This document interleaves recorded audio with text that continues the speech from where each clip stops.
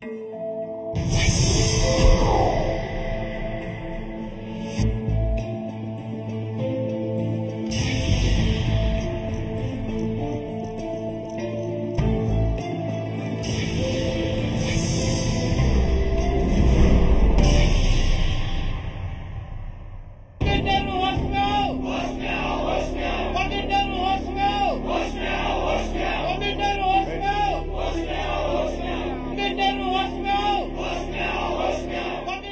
लोग कैसी बातें कर रहे हैं? इन्हें न शास्त्रों का ज्ञान है, नहीं हिंदू संस्कृति की समझ। हिंदू रीति में विवाह विच्छेद सर्वथा वर्जित है। फिर किस प्रकार का हिंदू कोड बिल लाने की बात कर रहे हैं? ये बिल पूरी तरह से हमारी शास्त्रों का उल्लंघन है, उल्लंघन। मैं चुनौती देता हूं पंडित नेहरू को। नेहरू हुकूमत को छोड़ दो, नेहरू हुकूमत को छोड़ दो, नेहरू हुकूमत को छोड़ दो। जवाहरलाल नेहरू को खुली चुनौती। जवाहरलाल नेहरू को 1951 आजादी से सिर्फ 4 साल बाद, उस वक्त नेहरू का मान, उनका सम्मान, उनकी लोकप्रियता इतनी थी कि नेहरू के खिलाफ कुछ बोलना, उनका विरोध करना मानो आजाद भारत का विरोध करने बराबर था। तो फिर आजादी से सिर्फ 4 साल बाद नेहरू को खुली चुनौती क्यों? मैं चुनौती देता हूं पंडित नेहरू को और उनके अन्य दूसरे साथियों को कि यदि वो प्रमाणित कर दें कि इस बिल का कोई भी एक अंश यदि शास्त्रों के अनुसार है तो मैं इस बिल को पूरी तरह से स्वीकार कर लूंगा। इसकी वजह थी Hindu code bill. Hindu code bill पूरे हिंदुस्तान में पहली बार हिंदुओं की रीति रिवाज में, उसके समाज में क्या गलत है और क्या सही है, इस फैसले का अधिकार अब कानून को दिया जा रहा है। कौन सी शादी सही है और कौन सी गलत, पुश्तैनी जायदाद में किसका अधिकार है और किसका नहीं, और जिसका है वो कितना है, तलाक का हक किसको है और किसको नहीं। कई हिंदू परिवारों को लगा कि ये उनके अंदरूनी मामलों में, उनके इंटरनल फैमिली अफेयर्स में बेवजह कानूनी दखल है। इस बिल का कड़ा विरोध हुआ। सरकार पर यह आरोप लगाया गया कि वो हिंदू परंपरा को, उसके कायदों को तोड़ने की कोशिश कर रही है। हिंदू कोड बिल के बारे में एक बात साफ तौर पर समझ लेनी चाहिए कि इस कानून को हम बहुत अहमियत देते हैं। हमारी सरकार इस बिल को पास कराए बिना सत्ता में नहीं रह सकती। या तो ये कानून पास होगा या हम सत्ता ही छोड़ देंगे। ये वो दौर था जब हिंदू कोड बिल संविधान सभा में चर्चा के लिए रखा ही गया था, लेकिन क्या वो समय इन बदलावों के लिए मुनासिब था? पंडित नेहरू पूरी ताकत के साथ हिंदू कोड बिल के जरिए सामाजिक बदलाव की पैरवी कर रहे थे, लेकिन क्या वो उस पर हमेशा कायम रह पाए? देश के पहले प्रधानमंत्री जवाहरलाल नेहरू के लिए शुरुआत में हिंदू कोड बिल एक ऐसा सवाल था जिसके लिए वो सत्ता छोड़ने के लिए तैयार थे। नेहरू मानते थे कि देश को अगर आगे बढ़ना है तो हिंदू कोड बिल जैसे कानून का होना जरूरी है। इस मामले में उनके साथ खड़े थे कानून मंत्री डॉक्टर B.R. अंबेडकर। हिंदू समाज हमेशा से ये मानता रहा है कि उसे कानून बनाने का कोई अधिकार नहीं। ये काम भगवान का है, स्मृतियों का। और इसी वजह से हिंदू समाज में पीढ़ियों से कभी कोई बदलाव हुआ ही नहीं। समाज ने कभी अपना उत्तरदायित्व समझा ही नहीं कि उनकी सामाजिक, आर्थिक और वैधानिक जिंदगी में बदलाव का अधिकार उन्हीं का है। हम पहली बार हिंदू समाज को इतना बड़ा कदम उठाने के लिए तैयार थे। 1948 में पहली बार कॉन्स्टिट्यूएंट असेंबली के सामने, संविधान सभा के सामने हिंदू कोड बिल पेश किया गया, लेकिन उस वक्त भी इस बिल का कड़ा विरोध हुआ। अंबेडकर के तमाम तर्क जवाहरलाल नेहरू के समर्थन, ये सब इस बिल के विरोध के सामने फीके पड़ गए। लेकिन अंबेडकर इस बिल में जरा भी समझौता करने को तैयार नहीं थे। वो इसको हल्का करने को, इसको डाइल्यूट करने को बिल्कुल तैयार नहीं थे। अंबेडकर की तो लगातार यही कोशिश रही कि वो किसी ना किसी तरह इस देश को सामाजिक बदलाव के लिए तैयार करें। अगर आप सभी हिंदू संस्कृति और हिंदू समाज की रक्षा करना चाहते हैं और उसे बचाना चाहते हैं, तो उसमें जो खामियां हैं उसे सुधारने में हिचकिचाइए मत। यह बिल उन हिस्सों का सुधार चाहता है जो बिगड़ गए, और इसके अतिरिक्त यह बिल और कुछ नहीं। डॉक्टर अंबेडकर जी का यह मानना था कि प्रचलित हिंदू कायदा अपने आप में शास्त्र सम्मत नहीं है, और जो बदलाव, जो संशोधन, जो सुधार लाने की कोशिश वो कर रहे थे वो पूरी तरह से शास्त्र सम्मत है, ये उनका मानना था। कानून मंत्री डॉक्टर B.R. अंबेडकर पहली कोशिश में सफल नहीं हुए, लेकिन वो पीछे नहीं हटे। तमाम विरोध के बावजूद 5 फरवरी 1951 को वो हिंदू कोड बिल को दोबारा संसद में पेश करने में कामयाब हुए। तब तक भारत के संविधान के तहत संसदीय प्रणाली लागू हो गई थी। संविधान सभा अब अस्थायी संसद बन चुकी थी और संविधान सभा के अध्यक्ष डॉक्टर राजेंद्र प्रसाद राष्ट्रपति बन चुके थे। लेकिन अब तक चुनाव न होने की वजह से संसद के सदस्य जनता के चुने हुए नहीं थे। उस वक्त इन्हीं सदस्यों को ये फैसला करना था कि बहुसंख्यक हिंदू समाज में कैसा और कितना बदलाव होगा। सदन में 3 दिन तक बहस चली और विरोध बढ़ता गया। विपक्ष से और कांग्रेस पार्टी के लोगों की तरफ से जो विरोध हो रहा था, उस विरोध के बावजूद भी वो अपना काम करते रहे। और ये जो विरोध हो रहा था उसमें उनका ये मानना था कि देखिए ये सारी बातें जो है वो ये बहुत ही जरूरी है, ये सामाजिक क्रांति हम करना चाहते हैं, उसके लिए बाकी लोग राजी नहीं थे। उन्होंने तो ये साफ बता दिया और धर्मशास्त्र का आधार लेके बता दिया कि ये सनातनियों की ये जो भूमिका है ये गलत है। उन्होंने पराशर स्मृति, बृहस्पति स्मृति और मनुस्मृति उसके आधार देके बताया कि उन्होंने जो तब्दीली का सुझाव रखा था वो सुझाव पूरी तरह से नए हिंदू कोड बिल में शामिल किया गया था। आम लोगों में हिंदू कोड बिल के विरोध की एक वजह यह थी कि वो इसे अपने व्यक्तिगत जीवन में दखल देने वाले कानून की तरह देख रहे थे। उनका मानना था कि तलाक का अधिकार मिलने से हिंदू परिवार टूटने लगेंगे।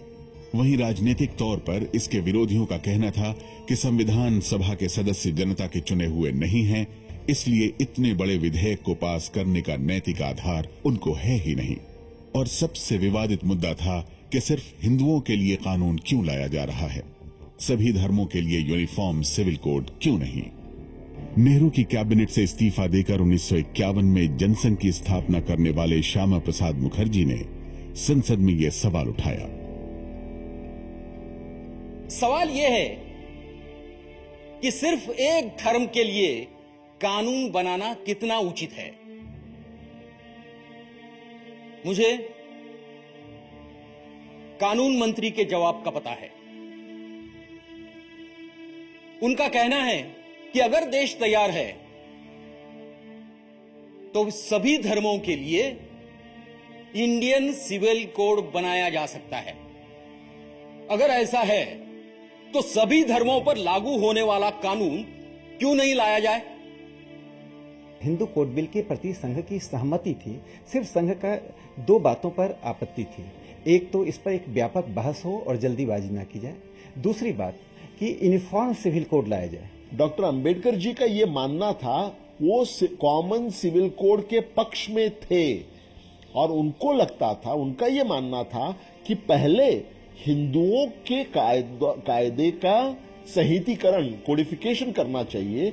और ये एक सुवर्ण मध्य है, ये एक बहुत बड़ी स्टेप है, ये बड़ा सुवर्ण मध्य है। जैसे ही हम हिंदुओं के कायदे का संहितीकरण करेंगे, उसमें सुधार लाएंगे, उसके बाद में मुस्लिम और अन्य अल्पसंख्याओं को विश्वास में लेके हम इसको कॉमन सिविल कोड की तरफ ले जा सकते हैं।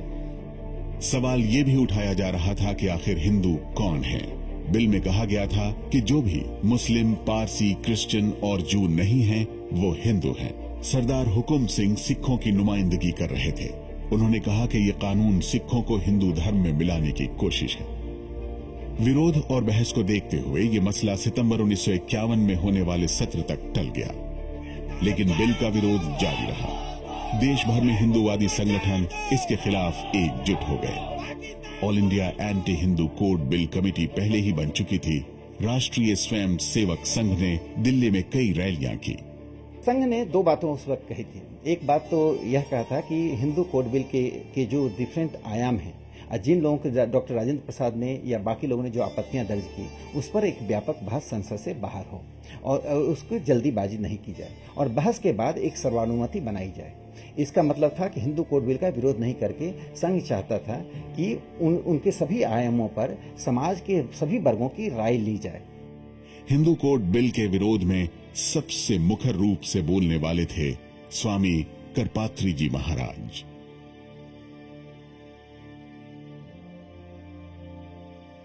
हरिहरानंद सरस्वती उर्फ करपात्री जी सिर्फ 17 साल की उम्र में घर बार छोड़कर सन्यासी बन गए थे। शंकराचार्य के शिष्य रहे करपात्री जी हिंदू दर्शन के बहुत बड़े विद्वान माने जाते थे। करपात्री जी महाराज ने 1948 में राम राज्य परिषद के नाम से एक हिंदू संगठन की स्थापना की। इसलिए जब हिंदू कोड बिल का विरोध शुरू हुआ तो करपात्री जी महाराज और उनके संगठन ने इसकी अगुवाई की।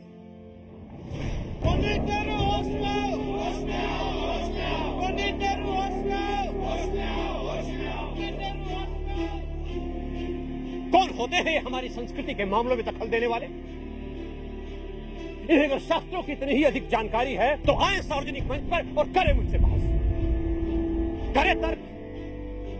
ये कहते हैं कि हमारे शास्त्रों में एक से अधिक विवाह का प्रावधान नहीं, तो मैं इन्हें बताता हूं कि यह ब्लक स्मृति के 3 खंड के 3 अध्याय के 3 श्लोक को पढ़ें। वहां स्पष्ट रूप से बताया गया है कि किन परिस्थितियों में एक पुरुष अपनी स्त्री के जीवित होते हुए भी पुनः विवाह कर सकता है। इस तरह के सैकड़ों तर्क दिए गए, दर्जनों रैलियां हुई, संसद के बाहर प्रदर्शन हुए, अंबेडकर और नेहरू के पुतले जलाए गए।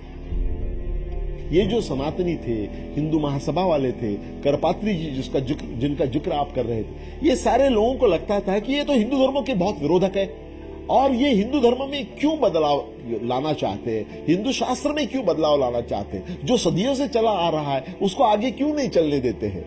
ये उनकी ये भावना थी कि हिंदुओं के खिलाफ है, हिंदू धर्म के खिलाफ है।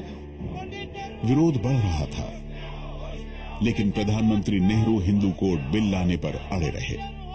संसद के बाहर के विरोध से ज्यादा नेहरू को चुनौती अपने घर यानी कांग्रेस के अंदर से थी। डॉक्टर राजेंद्र प्रसाद इस बिल के मुखर विरोधी थे। बिल के विरोध में वो कई चिट्ठियां नेहरू को लिख चुके थे। 1950 में वो राष्ट्रपति बन गए। अब समीकरण बदल गया था। उन्होंने एक चिट्ठी लिखकर नेहरू को चेताया कि बहुसंख्यक हिंदू समुदाय पर इस तरह का कानून जबरदस्ती थोपा नहीं जाना चाहिए, और अगर ऐसा किया जाता है तो ऐसे बिल को रजामंदी देने से पहले उन्हें बतौर राष्ट्रपति अपने अधिकारों का इस्तेमाल करने पर मजबूर होना पड़ सकता है।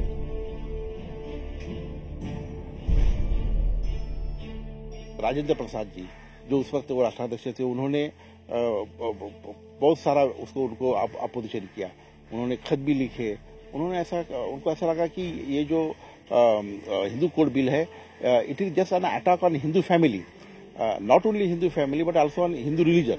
जो आपत्ति हिंदू कोड बिल के लोगों को थी वो ये थी कि एक वर्ग जो बहुसंख्यक वर्ग है उसके ऊपर आप प्रगतिशील आधुनिक कानून का डंडा चला रहे हैं, मगर जो अल्पसंख्यक हैं जिनको इतनी जरूरत सामाजिक सुधारों की है, पारिवारिक सुधारों की है, उनको आप छोड़ रहे हैं ये कहने के लिए कि हम उनके धर्मनिरपेक्षता के कारण दखलंदाजी नहीं करेंगे।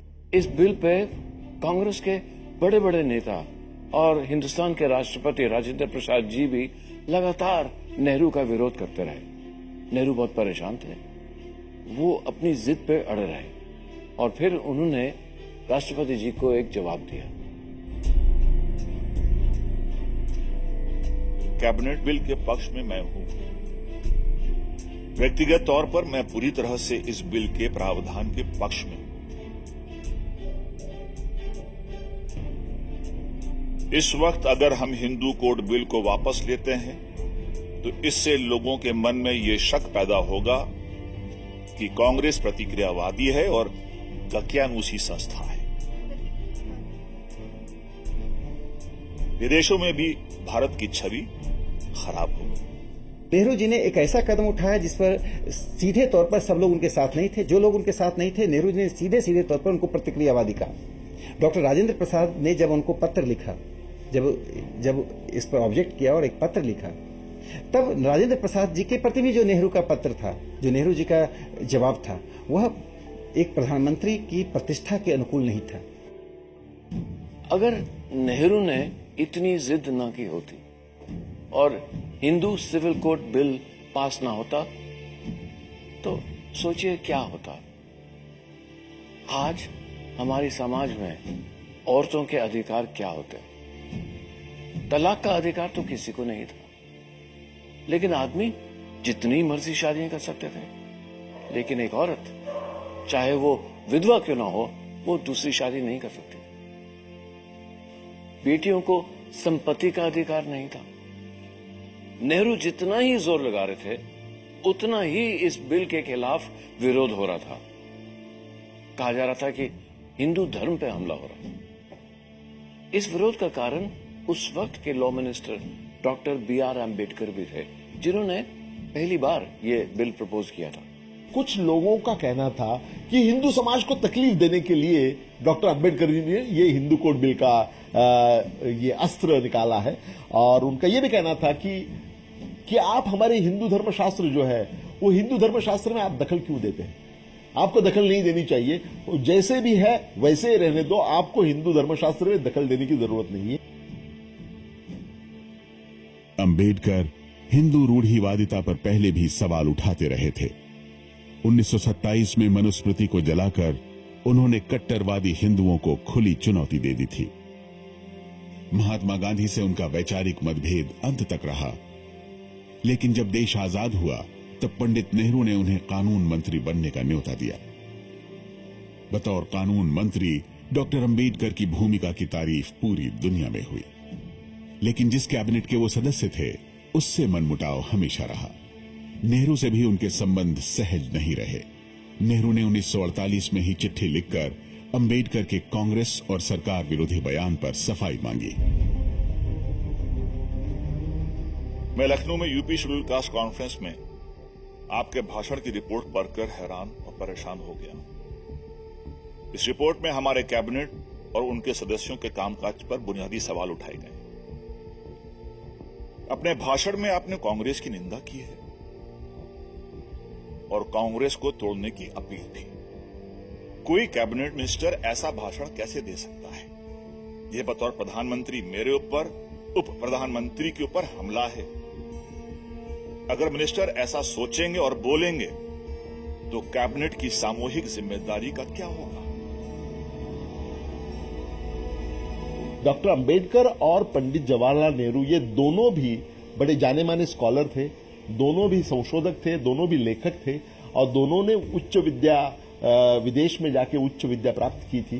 तो उन्होंने इन दोनों व्यक्तियों में अच्छा लगाव होना चाहिए था, लेकिन कुछ कारणवश ये लगाव उतना नहीं था जितना होना चाहिए। उसमें कुछ कठिनाइयां जरूर महसूस होती है। डॉक्टर अंबेडकर और जवाहरलाल नेहरू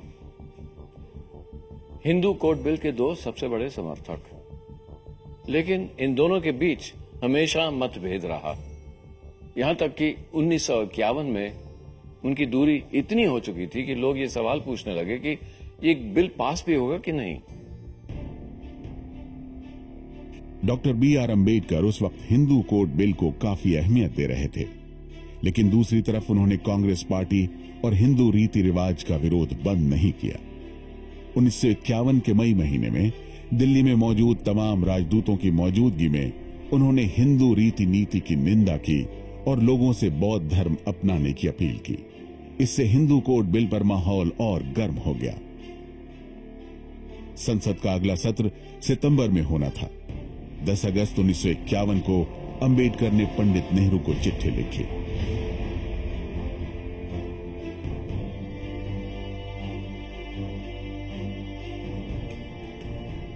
प्रिय पंडित नेहरू जी, मेरी तबीयत मुझे और मेरे डॉक्टरों को काफी परेशान कर रही है। इससे पहले कि मैं इलाज के लिए खुद को पूरी तरह से डॉक्टरों के हवाले कर दूं, मैं चाहता हूं कि हिंदू कोड बिल पास हो जाए। इसलिए अगर आप इसे आने वाले संसद सत्र में प्राथमिकता दें और 16 अगस्त को ही चर्चा के लिए रखें, जिससे सितंबर तक बिल पास हो जाए। आपका B.R. अम्बेडकर।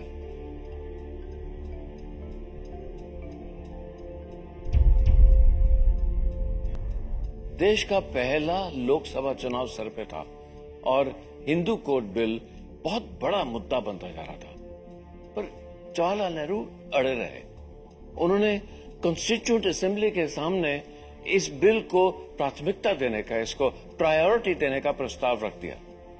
लेकिन उस असेंबली में नेहरू के अपने पार्टी मेंबर्स, कांग्रेस के मेंबर इस बिल के खिलाफ थे। कांग्रेस के ज्यादातर सांसद इस बिल को टालने पर आमादा थे। इतना ही नहीं, कांग्रेस के सांसदों के लिए कोई व्हिप भी जारी नहीं किया गया। लिहाजा वो बिल के पक्ष विपक्ष में जाने के लिए आजाद थे। आखिरकार जिस विधेयक को नेहरू और डॉक्टर अंबेडकर ने अपनी इज्जत का सवाल बना लिया था, उस पर 17 सितंबर 1951 से चर्चा शुरू हुई। यह कहा जा रहा है कि हम सेक्युलर देश है। दरअसल हम सभी एक नई बीमारी के शिकार हो गए हैं, जिसे हम सेक्युलराइटिस कह सकते हैं।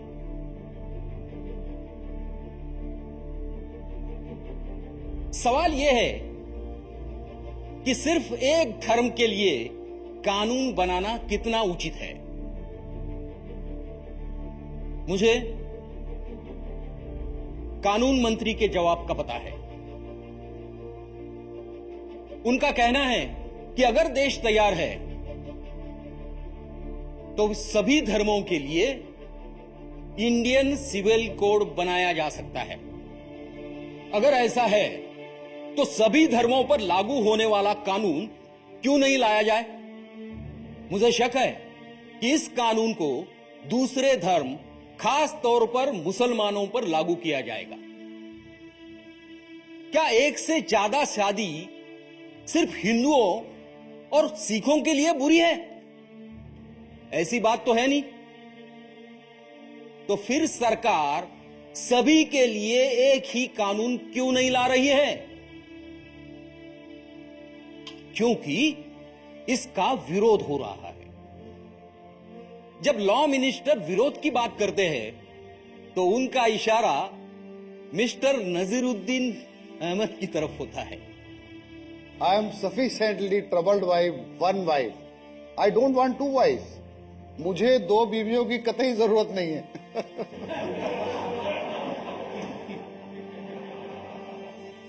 लॉ मिनिस्टर साहब को जवाब मिल गया है। उनको कम से कम नजीरुद्दीन साहब का समर्थन तो मिल ही गया है। लेकिन समस्या यह है कि सरकार मुस्लिमों को छूने से डर रही है। मैं इस बात का सुझाव देना चाहता हूं कि लॉ मिनिस्टर ऐलान करे कि हिंदू कोड बिल को बदला जाएगा और मुसलमानों पर भी एक से ज्यादा शादी करने की पाबंदी लगेगी। क्या हम ये कानून अपनी हिम्मत का इम्तिहान लेने के लिए बना रहे हैं? मैं अब इस सवाल पर ज्यादा नहीं बोलूंगा, क्योंकि मुझे हिंदू कोड बिल को उठाने वाले जो लोग हैं उनकी कमजोरी मालूम है। वो मुस्लिम समुदाय को छूना ही नहीं चाहते। No no no. इस देश के लोगों का आचार व्यवहार वेदों से निर्धारित है। आज पंडित जवाहरलाल नेहरू का शासन है और डॉक्टर भीमराव अंबेडकर उनके प्रतिनिधि, जो एक ही झटके में उन सारी परंपराओं को खत्म कर देना चाहते हैं जो सनातन काल से चली आ रही हैं। मैं तो कहता हूं, इस देश में हिंदू कोड बिल को कोई नहीं मानेगा। एक तरफ संसद के अंदर इस बिल पर बहस चल रही थी और दूसरी तरफ संसद के बाहर स्वामी करपात्री जी महाराज और उनके समर्थक विरोध प्रदर्शन कर रहे थे।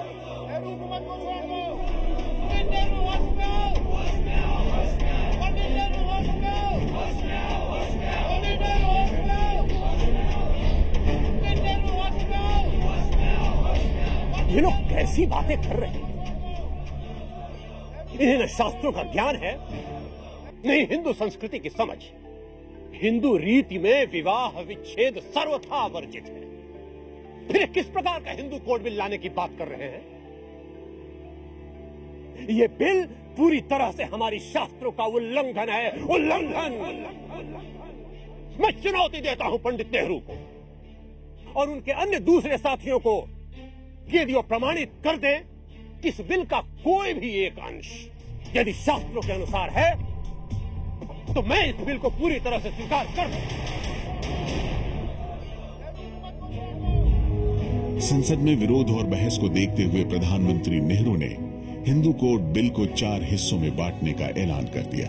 कांग्रेस के अंदर भी ऐसे लोग थे, कांग्रेस के बाहर भी ऐसे लोग थे जो सोचते थे कि जवाहरलाल नेहरू बहुत तेज जा रहे हैं, इतनी जल्दी इनको इस तरह के रिफॉर्म नहीं लाने चाहिए।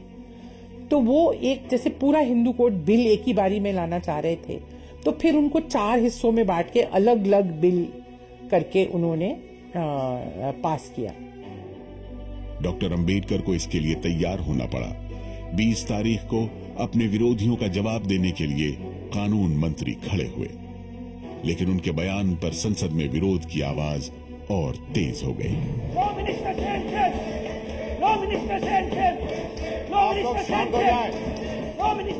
अगर ये बदलाव आप लोग पहले ले आते, आप मेरी बात सुनिए, अगर ये बदलाव आप लोग पहले ले आते तो मुझे ये सब बोलने की जरूरत नहीं पड़ती। जब देश के विधि मंत्री के नाते जब उन्होंने हिंदू कायदा में बदलाव लाने की कोशिश की तो सबके सामने, ये सनातनियों के सामने, हिंदू महासभा के लोगों के सामने जो उनका चित्र था, ये हिंदुत्व के विरोधक है और इनको इसमें दखल अंदाजी देने की कोई जरूरत नहीं है और ये हम कभी सह नहीं सकते हैं। ये सारी भूमिका उसके पीछे थी और उसको हिंदू महासभा ही नहीं, कांग्रेस में भी जो सनातनी थे, पुराने विचार के लोग थे, उनका काफी सहयोग प्रत्यक्ष या अप्रत्यक्ष रूप से प्राप्त हो रहा था। देश के पहले आम चुनाव बस कुछ महीनों में ही होने वाले थे। ज्यादातर सांसद डॉक्टर अंबेडकर के रुख से नाराज हो गए थे। प्रधानमंत्री नेहरू के सामने विकल्प घटते जा रहे थे। प्रधानमंत्री को यह तय करना था कि क्या इस कानून को लेकर पहले लोकसभा चुनाव में कांग्रेस को मुश्किल में डाला जाए या फिर सही वक्त का इंतजार करें। प्रधानमंत्री ने सही वक्त का इंतजार करना बेहतर समझा और 26 सितंबर 1951 को संसद में बड़ा ऐलान कर दिया। हिंदू कोड बिल को पास होने को लेकर सदन सब हमारी इच्छा से वाकिफ है। समय कम था इसलिए हमने बिल को 2 हिस्सों में बांट दिया है। शादी और तलाक, इस बिल को मैंने ज्यादा अहमियत दी है। 1 हफ्ते में इस बिल के सिर्फ 2 प्रावधान पास कर पाए। बहुत सोच विचार कर हम इस नतीजे पे पहुंचे हैं कि सदन के इस सत्र में इस बिल को पास करना नामुमकिन है। लिहाजा इस सत्र में हिंदू कोड बिल पर अब कोई चर्चा नहीं होगी।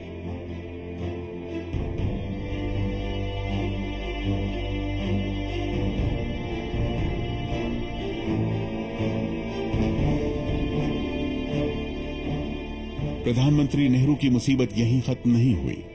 इस ऐलान के साथ हिंदू संगठन तो शांत हो गए, लेकिन कानून मंत्री अंबेडकर ने इसे अपनी साख से जोड़ते हुए इस्तीफा दे दिया। डॉक्टर अंबेडकर जी को इस्तीफा देने के बाद में, क्या आप जानती हैं, उनको पार्लियामेंट में भाषण तक करने नहीं दिया। डिप्टी स्पीकर जो चेयर में थे राज्यसभा में, उन्होंने कहा कि आपका जो स्टेटमेंट जो आप करने जा रहे हैं वो पहले मुझे देना चाहिए था। तो उनको कहा गया कि आपको जो भी कहना है आपको ये स्टेटमेंट आपको देना होगा, वो स्टेटमेंट देने के बाद में हम तय करेंगे कि आपको बोलने देना है कि नहीं। और इसी बात पर नाराज होके, गुस्से से तिलमिला के डॉक्टर अंबेडकर पार्लियामेंट से चल पड़े और बाहर जाते ही उन्होंने अपने साथ जो इस्तीफा का पत्र था उसकी कापियां बाहर जो लोग खड़े थे उन सब में डिस्ट्रीब्यूट कर दी और अपनी जो भूमिका थी वो उन्होंने स्पष्ट रूप से वहां बताई।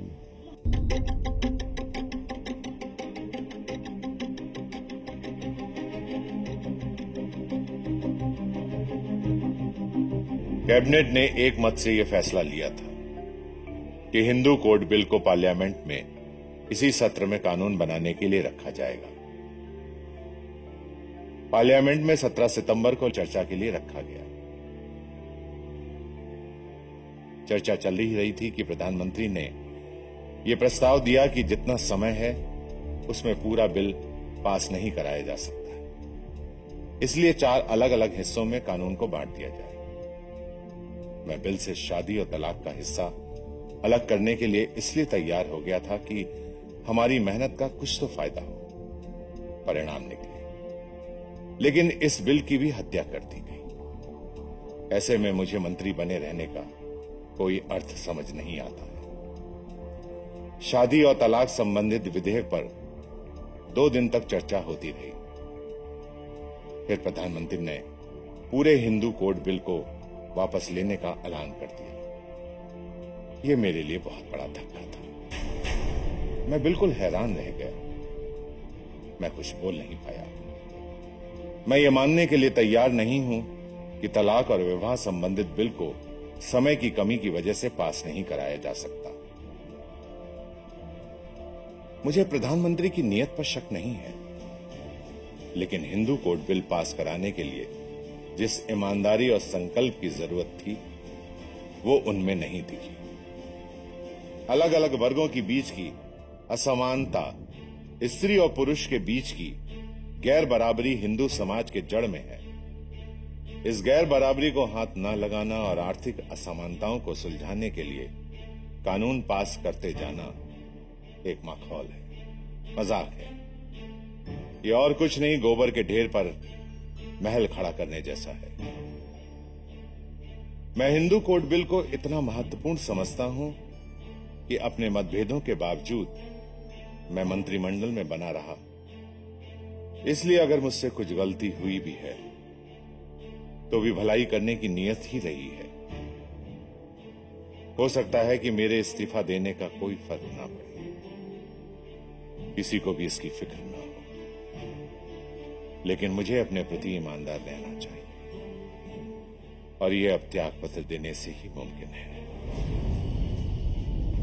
उस पत्र में उन्होंने कारण मीमांसा की है कि वो क्यों इस्तीफा दे रहे हैं और उसमें उन्होंने कहा कि ये जो इस्तीफा मैं दे रहा हूं उसमें कई कारण है, लेकिन उसमें एक प्रमुख कारण ये था कि हिंदू कोड बिल पास नहीं हो रहा था और उसमें खामखा वक्त जाया हो रहा था।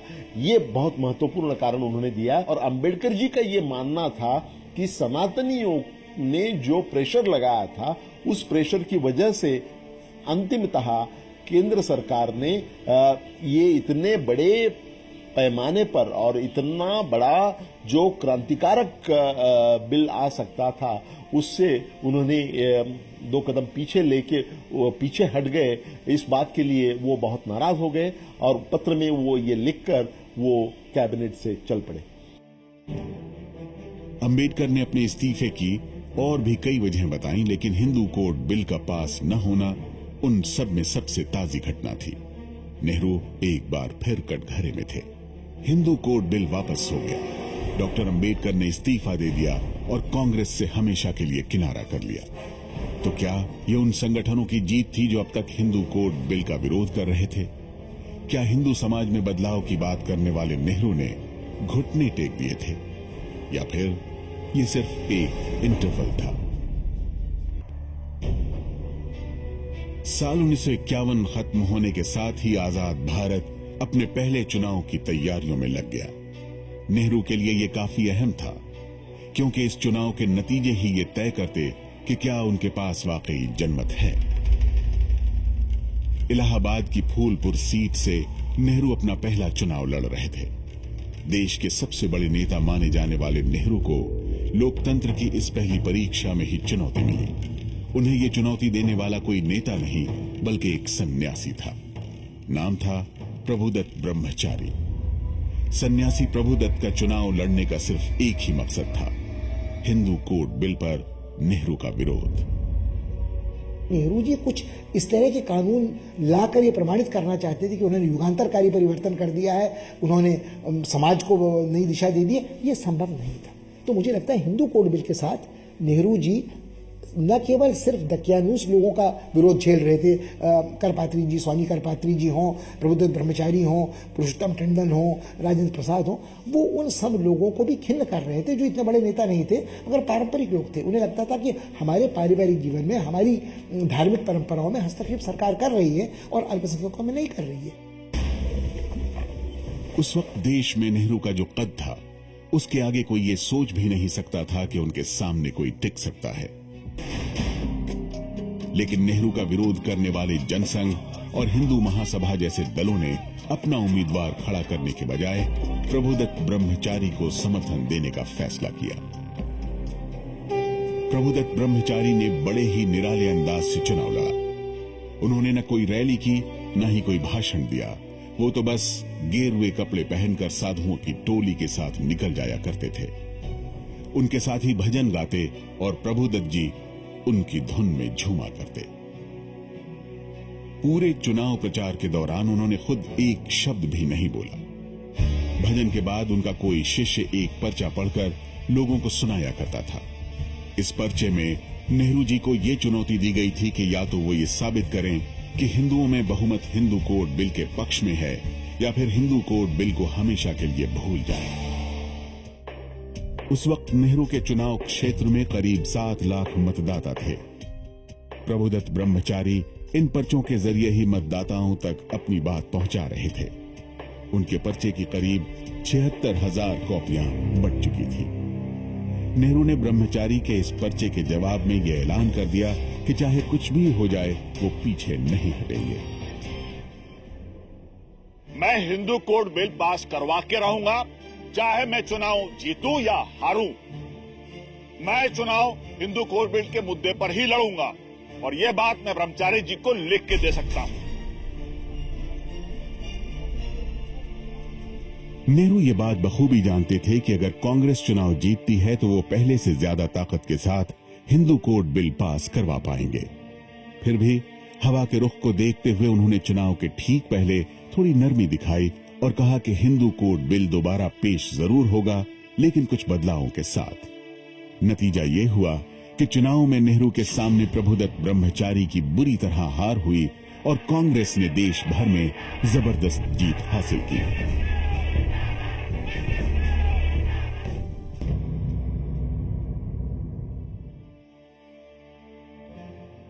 नेहरू का साथ छोड़ चुके डॉक्टर अंबेडकर निर्दलीय उम्मीदवार के तौर पर ये चुनाव हार गए। अब इस बिल का भविष्य पूरी तरह नेहरू के हाथों में था।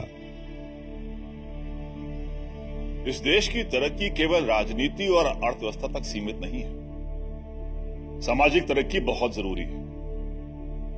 इस देश के कानून और परंपराओं का बोझ महिलाओं पर ही पड़ा है। पुरुषों और महिलाओं के लिए अलग अलग मापदंड अपनाए जाते हैं। क्यों?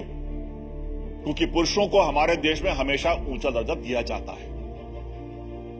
इसलिए मैं आशा करता हूं कि हमारी सोच में बदलाव हो।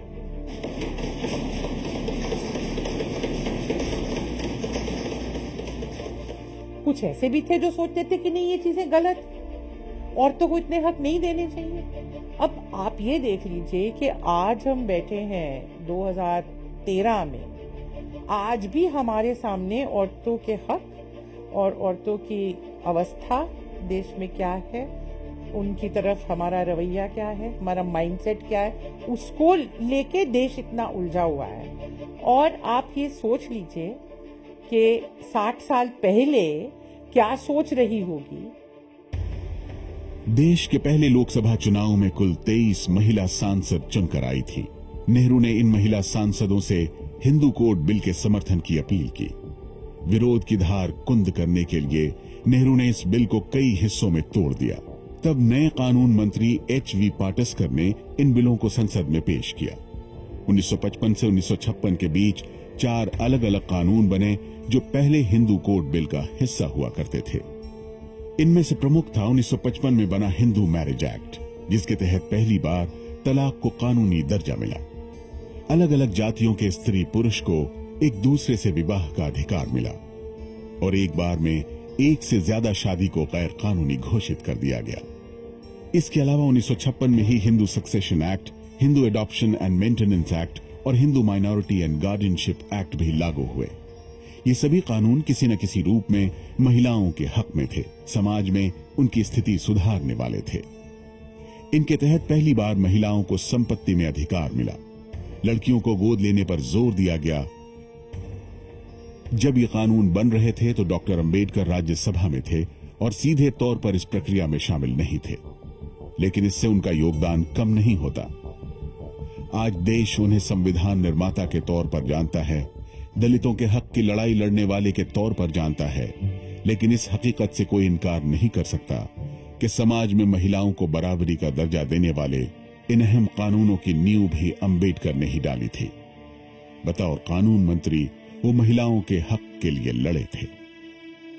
ये कानून हिंदुओं के अलावा सिखों, बौद्धों और जैन धर्म मानने वालों के लिए भी मान्य थे।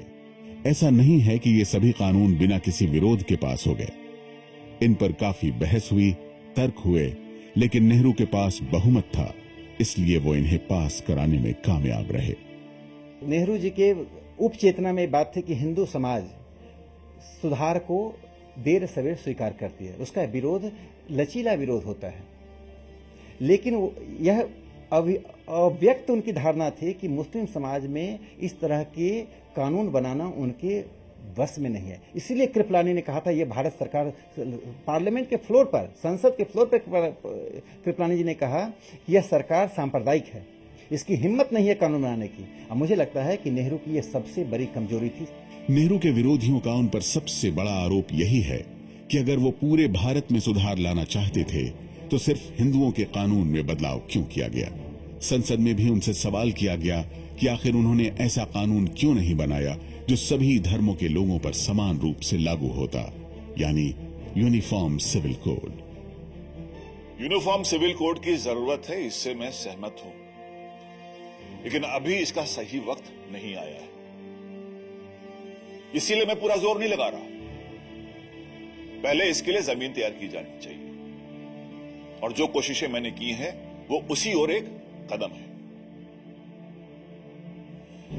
नेहरू को यह डर था कि देश के बंटवारे के बाद, पार्टीशन ऑफ इंडिया के बाद, अगर माइनॉरिटीज के नियम, उनके कायदे, मुसलमानों के नियम, उनके कायदे अगर कानून की जोर से बदले जाएं तो वो इनसिक्योर हो जाएंगे, उनमें डर बैठ जाएगा। और फिर नेहरू ने यह फैसला किया कि पहले हिंदू समाज को सुधारने के लिए कानून बनाए, हिंदू सिविल कोड पहले बनाए। जवाहरलाल नेहरू का यह तर्क सही था या गलत था, इस पे तो आज भी बहस हो रही है।